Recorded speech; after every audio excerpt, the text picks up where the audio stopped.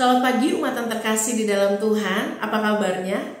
Semoga semua ada dalam keadaan yang baik ya, ada dalam keadaan yang sehat. Kita mengucap syukur kalau pagi hari ini kita bisa kembali bertemu di dalam doa pagi online GKI Samanhudi. Kita akan sama-sama membaca dan merenungkan firman Tuhan untuk memperlengkapi kita dalam menjalani keseluruhan hari ini. Oleh karena itu, mari kita siapkan hati dan pikiran kita bersatu di dalam doa. Ya Tuhan, hari ini kami berterima kasih untuk kesempatan baru yang Kau anugerahkan bagi kami untuk bangun dan menjalani hari. Oleh karena itu, biarlah Tuhan menolong kami sehingga kami boleh menikmati apa yang menjadi bagian kami pada hari ini. Kami boleh ditolong untuk dapat melakukan apa yang jadi tugas perutusan kami. Maka biarlah firman Tuhan yang akan kami dengarkan dan renungkan bersama jadi cara bagi Tuhan untuk mengingatkan tentang apa yang harus kami kerjakan dalam panggilan kami mengikut Tuhan. Kami siap untuk belajar dari firman Tuhan, berkati hamba-Mu sehingga dapat menyampaikannya dengan baik.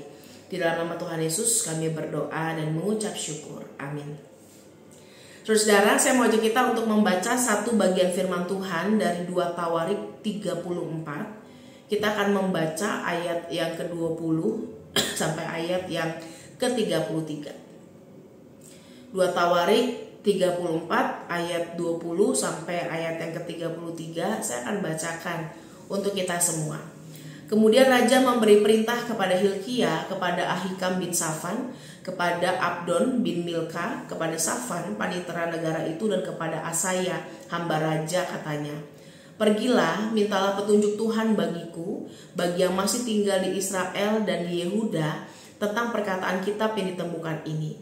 Sebab hebat kehangatan murka Tuhan yang dicurahkan kepada kita, oleh karena nenek moyang kita tidak memelihara firman Tuhan dengan berbuat tepat seperti yang tertulis dalam kitab ini.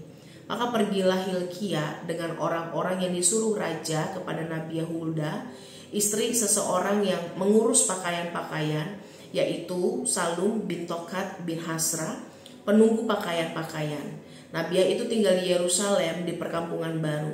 Mereka berbicara kepadanya sebagaimana yang diperintahkan. Perempuan itu menjawab mereka, "Beginilah firman Tuhan Allah Israel. Katakanlah kepada orang yang menyuruh kamu kepadaku, beginilah firman Tuhan. Sesungguhnya aku akan mendatangkan malapetaka atas tempat ini dan atas penduduknya, yakni segala kutuk yang tertulis dalam kitab yang telah dibacakan di depan Raja Yehuda, karena mereka meninggalkan aku dan membakar korban kepada Allah lain dengan maksud menimbulkan sakit hatiku dengan segala pekerjaan tangan mereka. Sebab itu nyala murkaku akan dicurahkan ke tempat ini dengan tidak padam-padam. Tetapi kepada Raja Yehuda yang telah menyuruh kamu untuk meminta petunjuk Tuhan, harus kamu katakan demikian. Beginilah firman Tuhan Allah Israel mengenai perkataan yang telah kau dengar itu. Oleh karena engkau sudah menyesal dan engkau merendahkan diri di hadapan Allah, pada waktu engkau mendengar firman-Nya terhadap tempat ini dan terhadap penduduknya, oleh karena engkau merendahkan diri di hadapanku, mengoyakkan pakaianmu dan menangis di hadapanku, aku pun telah mendengarnya, demikianlah firman Tuhan. Maka sesungguhnya aku akan mengumpulkan engkau kepada nenek moyangmu, dan engkau akan dikebumikan ke dalam kuburmu dengan damai, dan matamu tidak akan melihat segala malapetaka yang akan kudatangkan atas tempat ini dan atas penduduknya." Lalu mereka menyampaikan jawab itu kepada raja. Sesudah itu raja menyuruh orang mengumpulkan semua tua-tua Yehuda dan Yerusalem. Kemudian pergilah raja ke rumah Tuhan bersama-sama semua orang Yehuda dan penduduk Yerusalem, para imam, orang-orang Lewi, dan seluruh orang awam, baik yang besar maupun yang masih kecil. Dengan didengar mereka yang membacakan segala perkataan dari kitab perjanjian yang ditemukan di rumah Tuhan itu. Sesudah itu berdirilah raja pada tempatnya, dan diikatnyalah perjanjian di hadapan Tuhan untuk hidup dengan mengikuti Tuhan dan tetap menuruti perintah-perintahnya, peraturan dan peraturannya, dan ketetapan-ketetapannya dengan segenap hatinya dan dengan segenap jiwanya, dan untuk melakukan perkataan perjanjian yang tertulis dalam kitab itu. Ia menyuruh semua orang yang berada di Yerusalem dan Benyamin ikut serta dalam perjanjian itu, dan penduduk Yerusalem berbuat menurut perjanjian Allah, yakni Allah nenek moyang mereka. Yosia menjauhkan segala dewa kekejian dari semua daerah orang Israel dan menyuruh semua orang yang ada di Israel beribadah kepada Tuhan Allah mereka. Maka sepanjang hidup Yosia, mereka tidak menyimpang mengikuti Tuhan Allah nenek moyang mereka. Demikianlah firman Tuhan.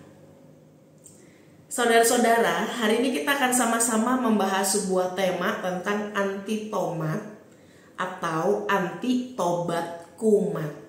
Nah, saudara, apa yang akan kita lakukan kalau kita tahu orang-orang terdekat kita, entah orang tua kita, pasangan kita, teman kita, anak kita, tidak suka misalnya pada hal tertentu? Apakah kita akan sengaja melakukannya, saudara? Misalnya, pasangan kita paling gak suka kita abis pakai baju kotor, main lempar di kasur, atau pakai anduk basah, main taruh sembarangan. Terus kita apakah dengan sengaja, saya mau taruh anduk sembarangan dimanapun saya mau? Apakah akan seperti itu? Kalau perlu kita lempar di depan mukanya dia, saudara.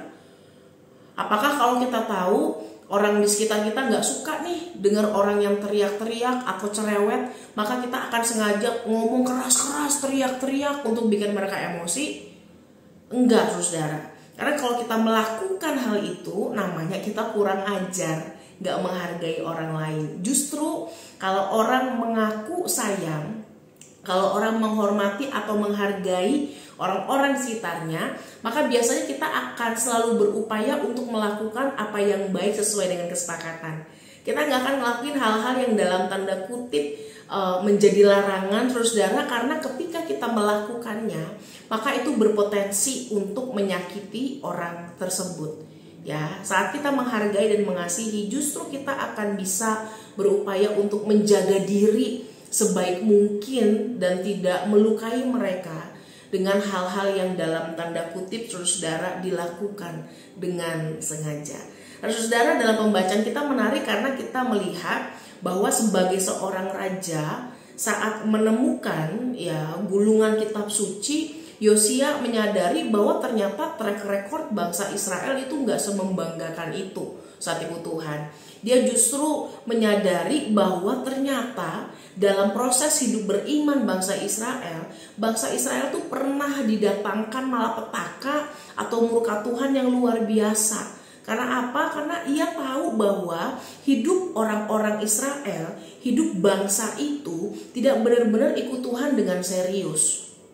Yosia menyadari bahwa ketika dia membaca gulungan kitab suci itu, maka dia melihat betapa yang dilakukan umat kepada Allahnya, anak kepada bapaknya, umat kepada sang penciptanya, itu justru menimbulkan sakit hati yang luar biasa.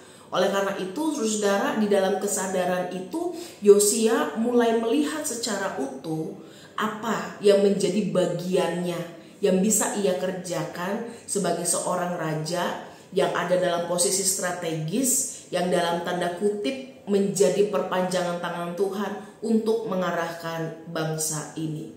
Saat dia melihat dan menyadari sejarah kelam bangsa Israel, dia mengambil langkah yang berani. Yosia adalah raja yang sekalipun muda, saudara, setia kepada Tuhan. Ya, sejak awal ia kemudian ditunjuk sebagai raja, ia sudah melakukan pemusnahan penyembahan berhala. Jadi berhala-berhala itu dihancurkan, saudara, termasuk mesbah-mesbahnya. Dia membersihkan bait Allah dari benda-benda yang najis, saudara. Dan ketika dia menemukan saat direnovasi bait suci dan ditemukan kitab Taurat, gulungan kitab yang telah lama dilupakan, maka Yosia mengambil kesempatan ini untuk mengadakan pembaruan perjanjian bersama dengan Allah.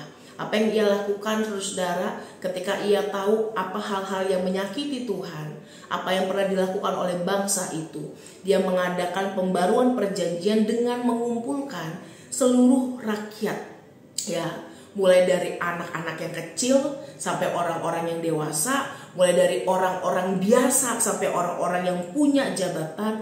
Mereka semua diajak untuk berkumpul dan disadarkan tentang siapa mereka di hadapan Tuhan, tentang apa yang harusnya menjadi tugas perutusan mereka ketika mereka hidup sebagai umat yang dipimpin oleh Allah yang hidup.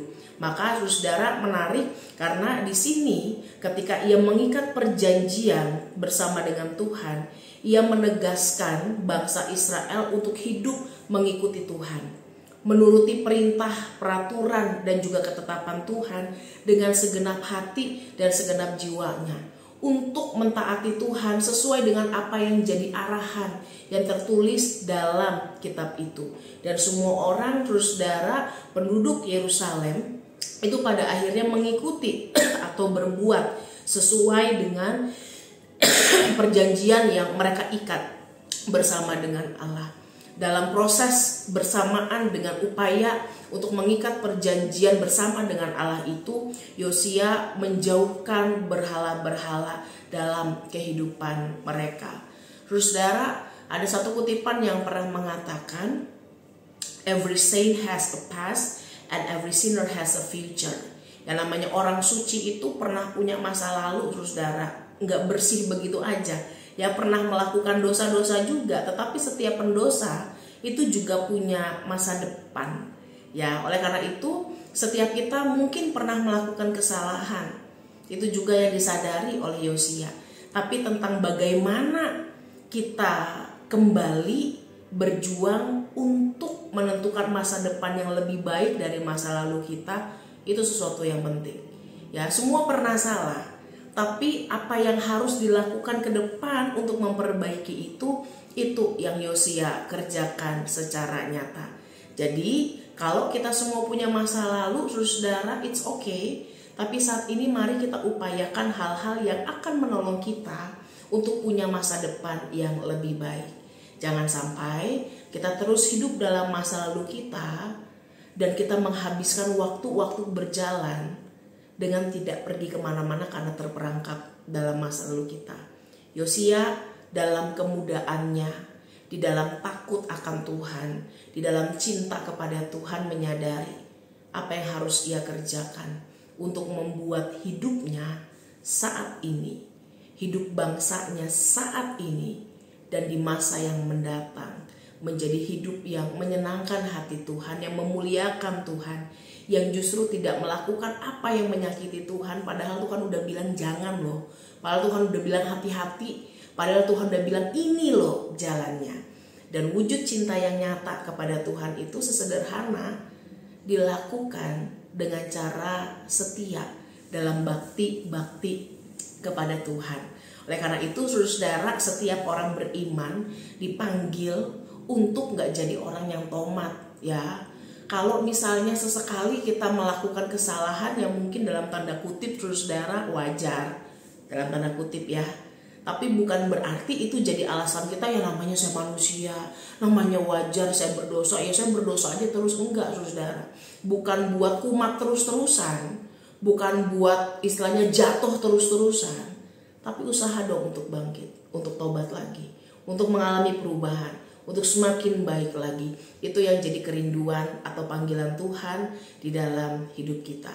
Jadi selalu tanamkan dalam pikiran kita, aku mau mengupayakan yang terbaik saat ini, sehingga masa laluku yang mungkin gak begitu baik dapat aku kerjakan dan perbaiki saat ini, sehingga masa nanti dapat jadi masa yang lebih baik, yang memuliakan Tuhan. Tanamkan dalam diri kita, bukan untuk jadi orang yang udah siap kumat, enggak, tapi orang yang selalu siap untuk bangkit, jadi orang yang selalu siap untuk belajar dan menyenangkan hati Tuhan. Kiranya Tuhan menolong kita untuk bisa berproses dengan baik dalam menjalani panggilan kita dimanapun kita berada, saudara. Mari kita bersatu di dalam doa. Ya Tuhan, tolong berkati kami, sehingga di dalam kesalahan, dalam kejatuhan kami boleh belajar untuk terus-menerus memperbaiki diri, untuk memperjuangkan hidup yang memuliakan Tuhan. Kami sadar bahwa ini bukan hal yang mudah untuk dilakukan, maka biarlah kecintaan dan iman kami menolong kami untuk terus bergantung penuh kepada Tuhan. Berikan kami hikmat dan kekuatan untuk melakukan bagian kami dengan baik. Kami menyerahkan diri kami semua yang akan menjalani seluruh hari ini ke dalam tangan kasih Tuhan. Kasih dan penyertaan Tuhan menolong kami, membukakan banyak jalan baik bagi kami. Dalam nama Tuhan Yesus kami berdoa dan mengucap syukur. Amin. Selamat menjalani hari, saudara. Tuhan berkati. Bagi Bapak Ibu yang memiliki pergumulan khusus dan ingin didoakan, bisa menghubungi rekan-rekan pendeta di nomor berikut.